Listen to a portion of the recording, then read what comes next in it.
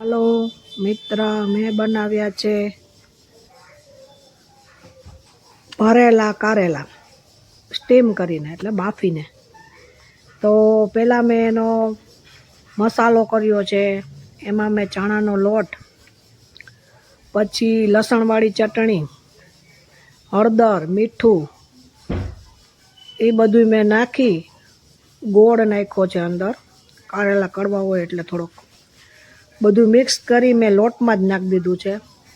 અને લોટ તૈયાર કરીને મેં કારેલામાં ભરી દીધો છે. પછી કારેલામાં ભરીને બાફી લીધા છે.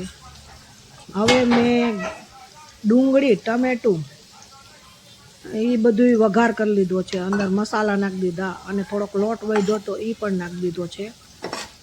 એટલે સરસ મજાના મારા સ્ટીમવાળા ભરેલા કારેલા તૈયાર થઈ ગયા છે. જો આ સામે ગ્રેવી છે, આ મેં અંદર કારેલા નાખી દીધા છે. ને કારેલા મેં પહેલાં થોડાક બાફી લીધા હતા અને પછી સ્ટીમ કરવા મેલ્યા છે. અને તમે જોઈ શકો છો કે સરસ મજાની ગ્રેવી અને લોટ તેલમાં એકદમ છૂટો પડી ગયો છે. ને કારેલું પણ સરસ મજાનું આખું દેખાય છે.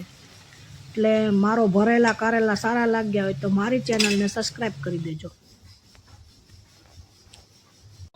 ભરેલા કારેલા સાથે દાળ, ભાત, રોટલી અને ભરેલા મરચાં પણ મેં બનાવ્યા છે.